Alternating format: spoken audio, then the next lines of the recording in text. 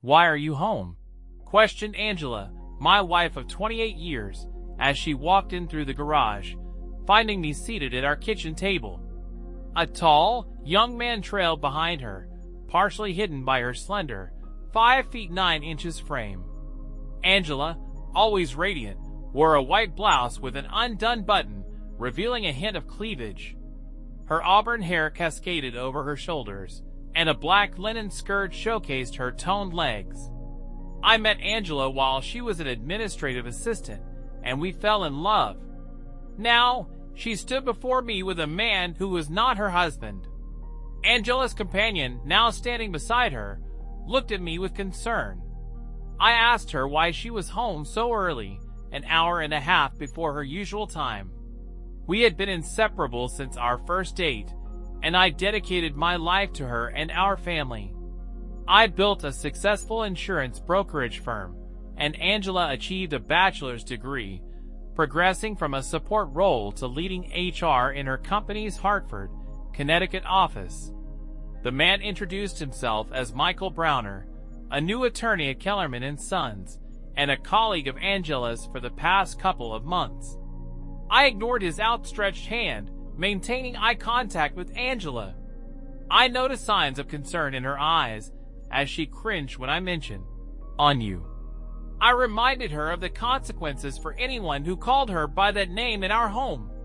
Angela, a meticulous planner, had likely planned this conversation with Michael, expecting me to be a compliant, betrayed man.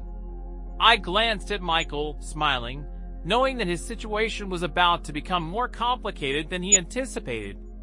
I took a few deep breaths, pushing aside my growing rage, and suggested making drinks and discussing the matter in the living room. As I headed to the family room's bar, I heard urgent whispering between Angela and Michael. I returned with Angie's favorite Merlot and a tulip glass of amber for Michael, while I poured myself a bourbon. Settling into an armchair, I raised my glass in a toast before taking a sip of the fiery liquid. Michael studied the color and carbonation of his beer, commenting on its complexity. I revealed that it was Pabst Blue Ribbon, which angered Michael and confused Angela, who mentioned my previous disdain for the beer. I laughed, expressing my frustration at their attempt to have a calm conversation while being rude and condescending. I suggested that we needed to have a proper conversation, one that was polite, uplifting, and loving. Michael, who had initially addressed me as Mr. Harrington, presumptuously switched to calling me Chris. I insisted that he address me as Mr. Harrington or Sir, much to Angela's discontent. She expressed her fury at my behavior that afternoon, insisting that it needed to stop. I nodded, contemplating her request, and asked about the topic she wanted to discuss. Angela revealed that she had received an anonymous email 2 weeks ago warning about my alleged affair. She mentioned having more friends at my office than I did and apologized for the way she found out. Angela clarified that her involvement with Michael was a short-term fling, and she was still in love with me. She pleaded with me to stop, expressing her disinterest in a divorce. After taking a small sip of my bourbon, I responded, pointing out that her promises held no meaning. I questioned why I should believe this was her first affair and suggested that it could be her 51st. I urged her to think about our family and the possibility of a wonderful retirement.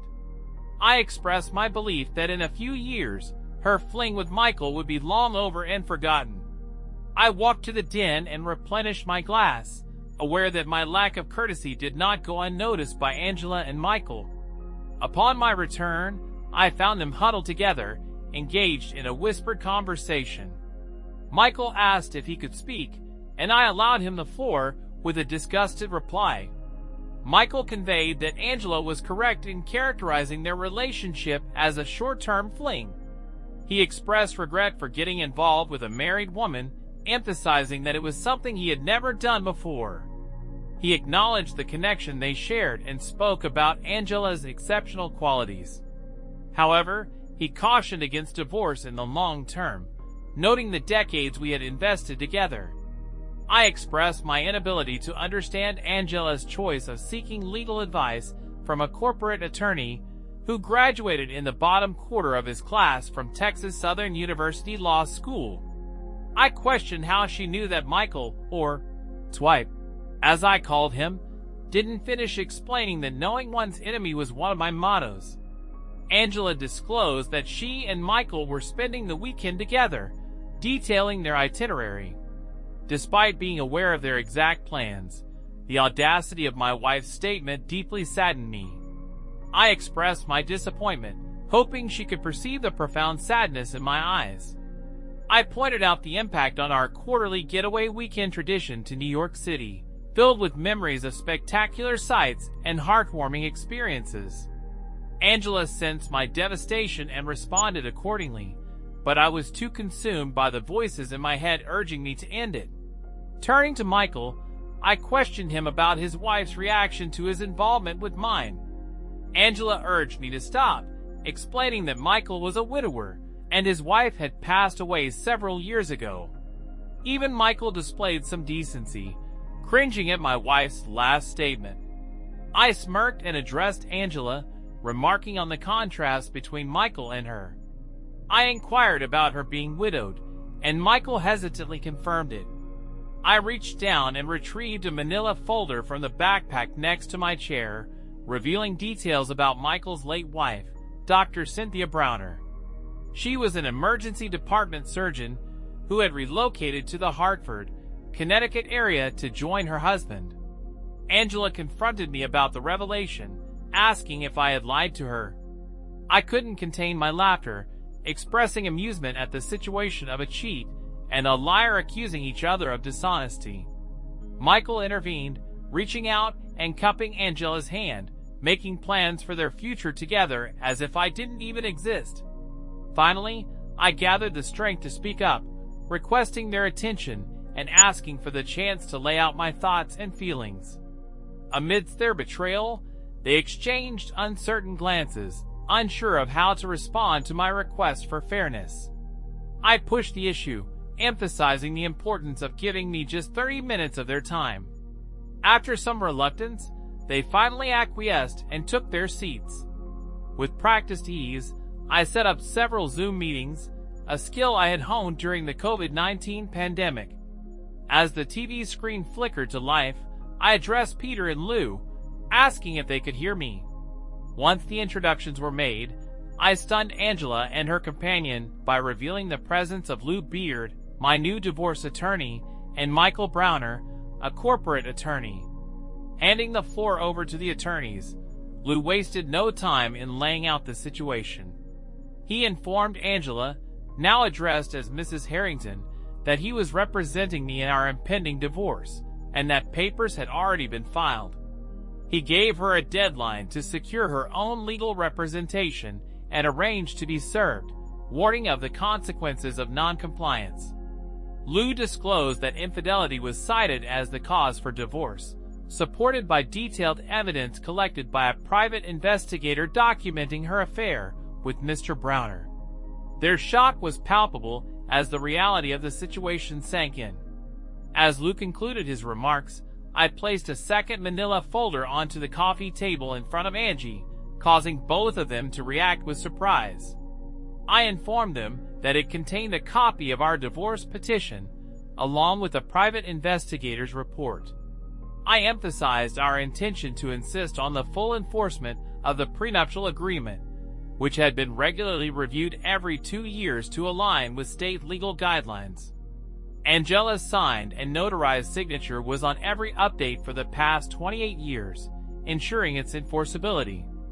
Next, I conveyed the decision made by the board of directors of Harrington Brokerage the previous night, which relieved Angela of all corporate responsibilities and severed her association with my firm entirely.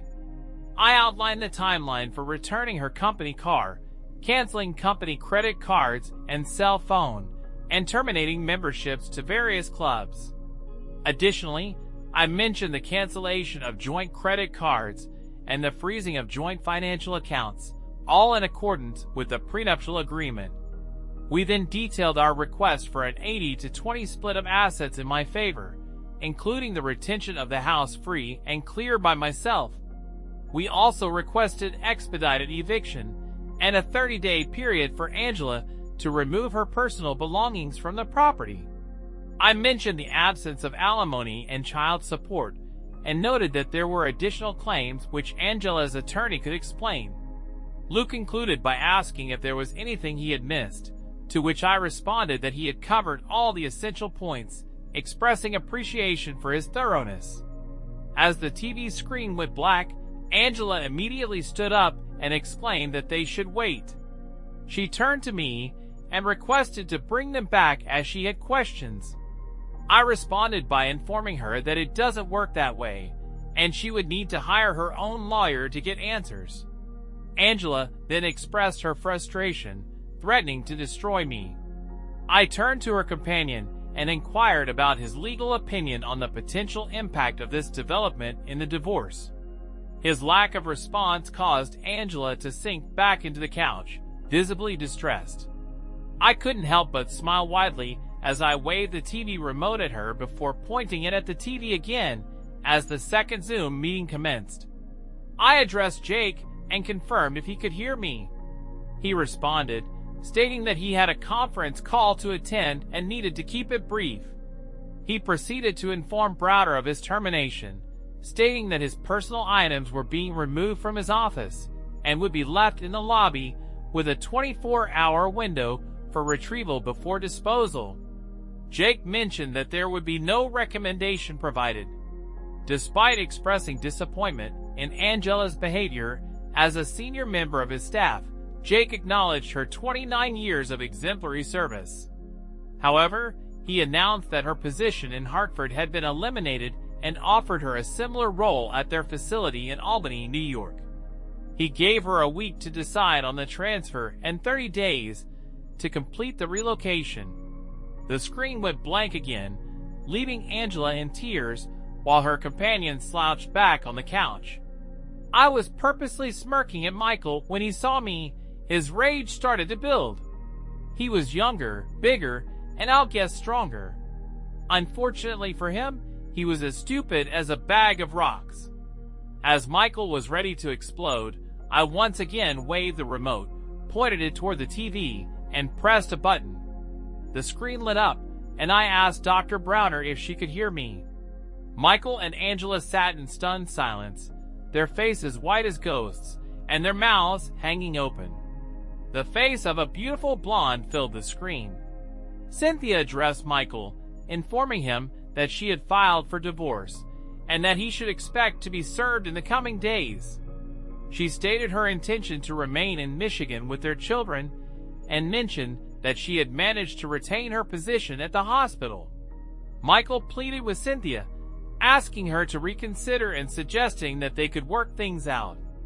He insisted that his affair was just a fling. The expression on Cynthia's face, as seen on the screen, indicated her disgust. Cynthia dropped a bombshell, revealing Michael's repeated job losses due to his infidelity.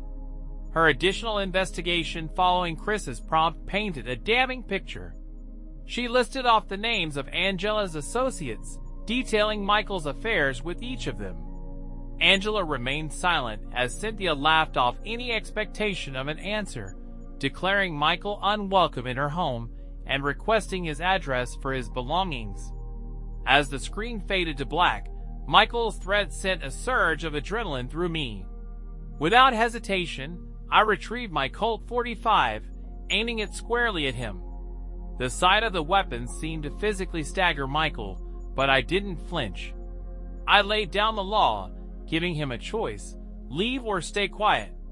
His silence was the only acceptable response, and thankfully, he chose to comply. Turning back to the screen, I caught sight of Angela's tear-streaked face. Her anguish was evident, a gut-wrenching sight that stirred a mix of empathy and resolve within me. Angela disclosed that she had been seeing a counselor for the past 2 weeks, which prompted her to groan and cry. She expressed frustration, remarking on the irony that despite her actions, she was the one seeking mental health support.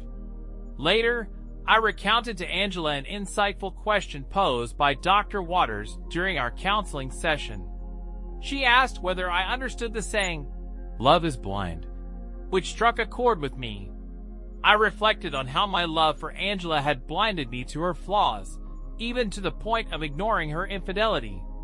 Despite everything, I conveyed the depth of my love for her, expressing doubt that she would find anyone else who loved her as intensely as I did. Angela, still visibly upset, explained that she intended to continue seeing Dr. Waters. She emphasized the importance of having someone trustworthy to confide in, especially after such a traumatic experience. She expressed disbelief at the extent of the humiliation and disrespect she endured from someone she loved deeply. However, she remained optimistic, stating her determination to overcome the hurt and move on from the relationship. Angela mentioned discussing her plans for the day with Dr. Waters, who had reservations about seeking revenge but approved of the first 3 Zoom meetings as a form of payback. However, Dr. Waters advised against the next Zoom meeting, fearing it might set back Angela's personal recovery due to the emotional pain it could cause. I've considered it and will acknowledge that Dr. Waters is probably correct.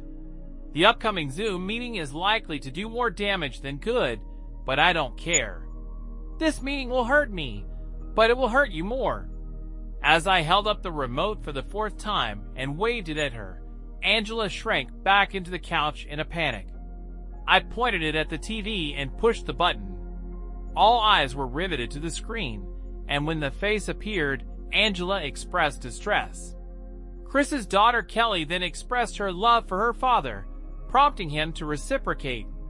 Angela cried out, questioning how Chris could treat her so poorly.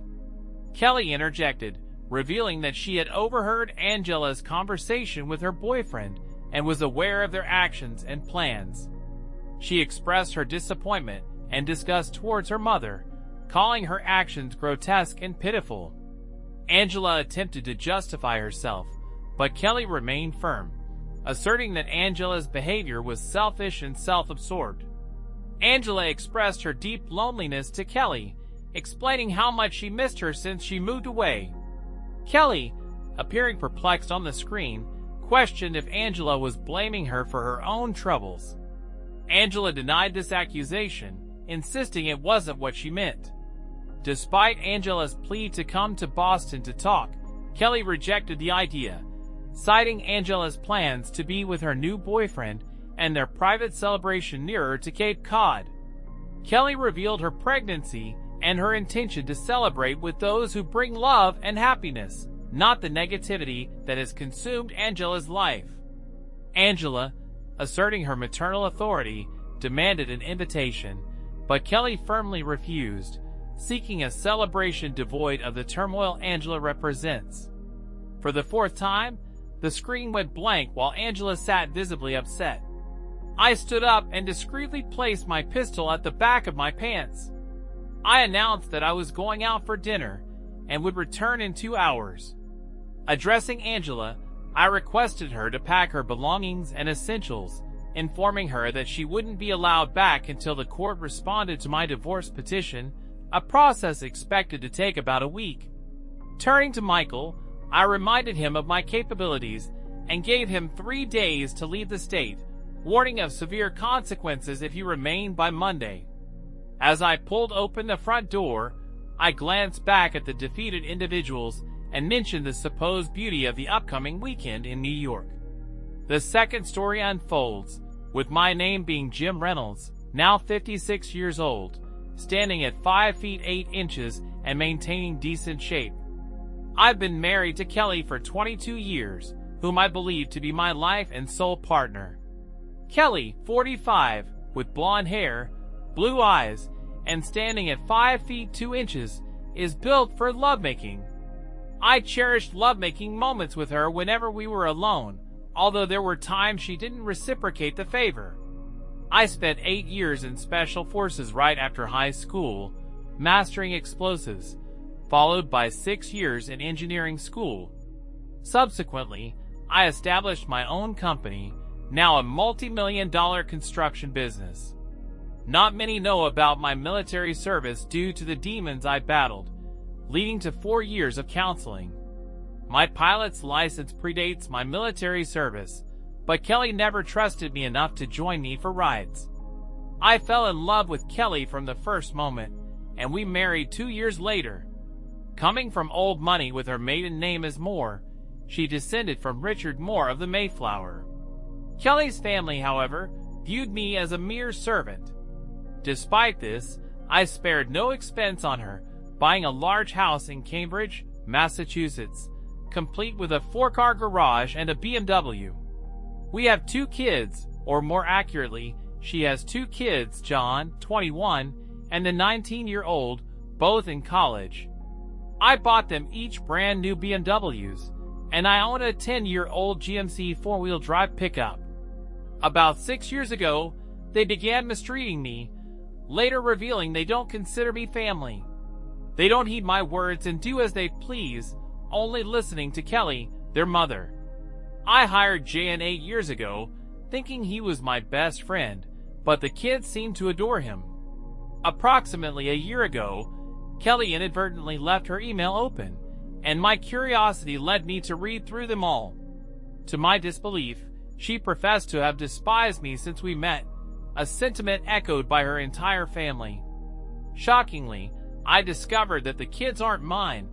They belong to my ex-best friend John, a truth they've known for about 6 years. Unbeknownst to me, John knew Kelly before I hired him, and the situation amuses them. Upon marrying Kelly, my father-in-law insisted on a prenup, which I signed. It expires in 2.5 years after 25 years of marriage, and includes an infidelity clause stipulating that cheaters leave with nothing. A friend from my military days, Kevin, connected me with Paul, an expert in surveillance. Paul set up a system where Kelly's emails are forwarded to a private account of mine, along with copies of my kids' emails. My entire house is wired to allow me to hear their phone calls, and I have video recordings. John and his friends mock me, well aware of the prenup and the affair, eagerly anticipating the arrival of Tom, my best friend, to take over. I possess a video of my father-in-law discussing a plan to create the illusion that I received funding for my company from him. Their scheme involves having John take control of my business, a plan they've been plotting for years. This explains their strategic move to have John apply for a position at my company and act as if he were my closest ally. The only individuals I genuinely trust are my old military buddies, and I'm grateful for maintaining contact with them. I've enlisted Paul as a computer consultant for my company, and he has secured its network, helping me identify allies and foes. This provided me with about 1.5 years to prepare for an impending divorce. During this time, I assumed a role that required me to endure a strained relationship, refraining from expressions of love and engaging in physical closeness only to maintain appearances. Reflecting on how she mistreated me, I intensified these encounters to inflict emotional distress. I made sure to do so only when I was certain she hadn't been involved with John, often sending him out of town for business without her catching on. Although I acknowledged past indiscretions, I pretended ignorance to keep up the appearance that John remained my closest friend. To humiliate her, I engaged in public encounters and discreetly conducted DNA tests that revealed our children weren't biologically mine, but rather John's. Their elaborate plan involved John taking over the company after our divorce, aiming to exploit and embarrass me. Privately, I met with a competitor to sell my company at a reduced price, as I trusted his honesty despite our prior competition. I disclosed my reasons for the sale, ensuring confidentiality among a select few, including our lawyers. The law firm I hired shared my disdain for my father-in-law, a key factor in my decision to engage their services.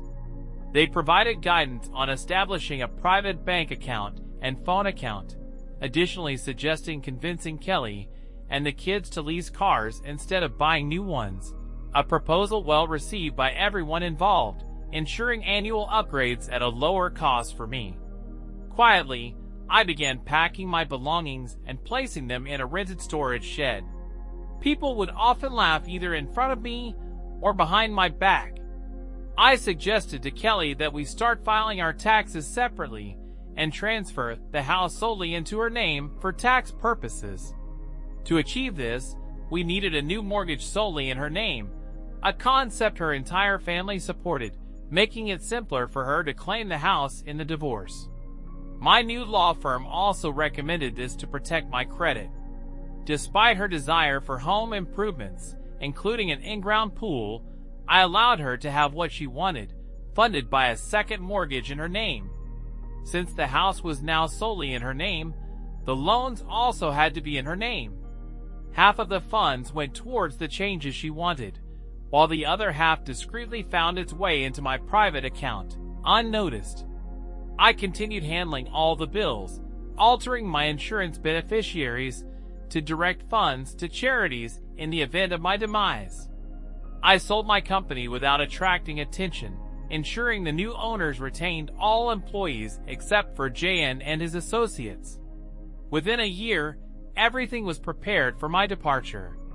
I proposed treating the entire family, including in-laws and my now ex-best friend John, to a 2-week trip to Europe, a move they likely mocked behind my back, yet it served my purpose, especially since Kelly footed the bill. I purchased 150 acres of land in Alaska, discreetly accessible only by plane, utilizing my concealed pilot's license. Plans were made for an off-grid cabin on stilts and a plane shelter, with a hired company to build it, aiming for a move-in ready status. Recognizing the longer timeline for completion, I also bought a house with a large barn-like garage. My residence would be in Fairbanks, a simple house where I could keep a motorhome and have a place to stay when I wanted to travel. A military friend who shared my dislike for my in-laws registered a new motorhome in his name, despite his reluctance. I insisted on compensating him and my other friends for their assistance from Kelly's emails. They believed I was naive. I seized payments on the house, their cars, insurances, and utilities, all in Kelly's name, thus her credit would suffer, not mine. Establishing a P.O. box in Kelly's name, I had all bills sent there, creating an illusion that I was managing their finances. When the divorce is finalized, her credit will be impacted, and with no alimony payments due to unemployment, they won't uncover the details of my company's sale. All the funds went to an offshore account, creating the appearance that I had lost the company to the new owners. Moreover, my plan involves disappearing just before the trip. I informed them of a company emergency, stating that I would join them later. Their lack of concern and happiness about my absence didn't go unnoticed. On the night prior to their departure, I made sure Kelly would remember me vividly, engaging in intimate activities, and pushing boundaries for the first and final time, leaving her initially pleased but ultimately sore and angry. Too bad for John, who had been intimately involved with her for years, but had denied me the same experiences. Once they departed for Europe, I returned to the house, leaving it wide open. My friend Paul retrieved surveillance equipment, and I paid a moving van company in cash to transport my belongings to Alaska. I took essentials such as clothes, tools, fishing gear, and weapons from my military days, securely stored until my arrival. Leaving all furniture behind, I ensured they wouldn't discover my destination, leaving no paperwork mentioning Alaska. My son Mike, uninterested in hunting or fishing with me, remained unaware of my usual trip destinations. I retained my old phone account to keep Kelly oblivious to my plan, intending to close it out in about a month.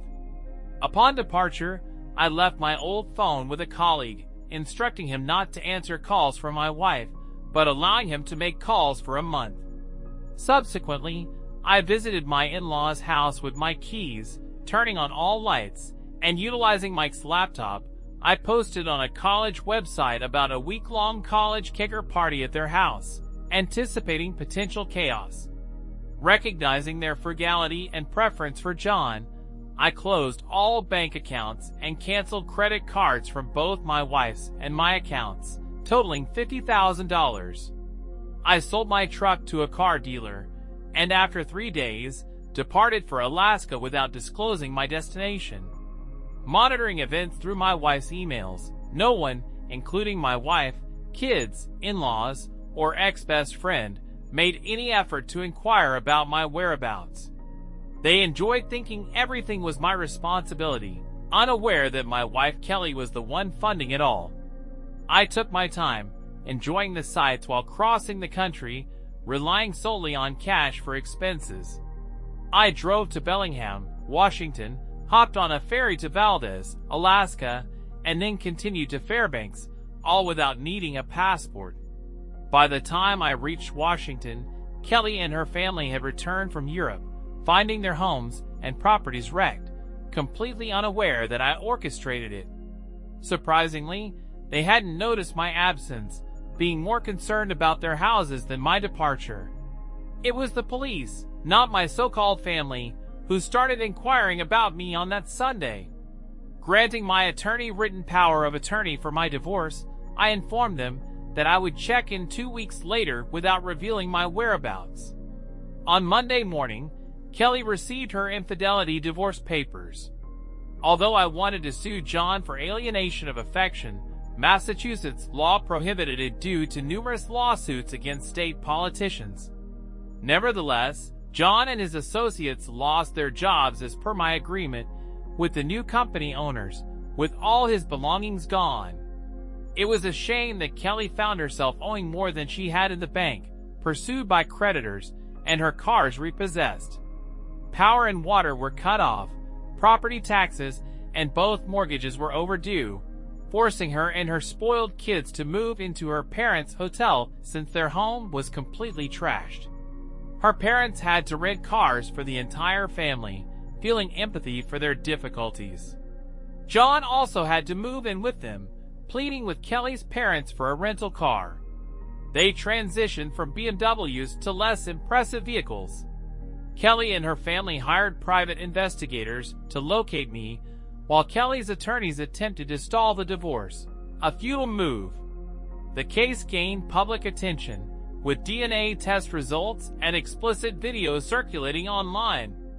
Audio recordings exposed the affair's duration, family involvement, and their plans to ruin and humiliate me publicly, seize my company, and their disdain for the middle class. Videos and audio of her family bribing politicians and public officials and mistreating honest individuals were disseminated on various websites. The divorce eventually included the judge assigned to the case had to recuse himself as he was one of the exposed paid-off public officials. Though I reached out to the kids, they ignored me. 5 years later, during a visit to Boston to finalize some old business, I went to a restaurant frequented by her family. They walked past me without recognition, now sporting long gray hair, a beard, and in better shape. I asked my waiter to send their table a bottle of champagne. The entire family looked 20 years older. They stared at me, and after a few minutes, Kelly yelled, "Oh my God, you son of a gun." She recognized me and revealed my identity to them. John attempted to confront me, but with one punch, I knocked him out. When his son approached, I subdued him, but not completely. Kelly ran up, berating me for ruining her family and hurling insults. The police arrived and arrested me. I had the waiter contact my lawyer since I doubted the police would allow me to. They reviewed the surveillance tapes, confirming my calm interaction, and subsequently released me. The footage depicted me sending champagne and calmly conversing with them, highlighting my self-defense stance. Without my lawyer's foresight in preparing for such incidents and securing copies of the surveillance tapes, I believe the police wouldn't have released me, given their connection to my father-in-law. Kelly phoned my hotel room, requesting a conversation. We met in the hotel lobby, ensuring our discussion was recorded. She questioned why I had taken such actions against her and her family. I looked at her in disbelief, calmly revealing that I discovered their plot against me and acted preemptively. I disclosed my awareness of her ongoing affair with John, questioning why she married me if she harbored hatred. I refrained from mentioning the wired house or spying through her email. They lost their house and cars. Mike lost his house and truck, forced to live with her parents. Kelly dismissed it as nothing personal, initially escaping her family. She admitted finding pleasure in manipulating me and enjoying the situation involving John. I asked why she didn't divorce me when she met Jan, and she claimed it was initially enjoyable, ensuring she'd gain everything. I left it at that, returning to my room without further comment. The next day, I departed, heading back to Alaska to relish a peaceful life. I left them to grapple with the ruins I caused in their lives. Credit, finance, pride, and reputation, far preferable to resorting to violence. They will have to live with the constant reminder of me,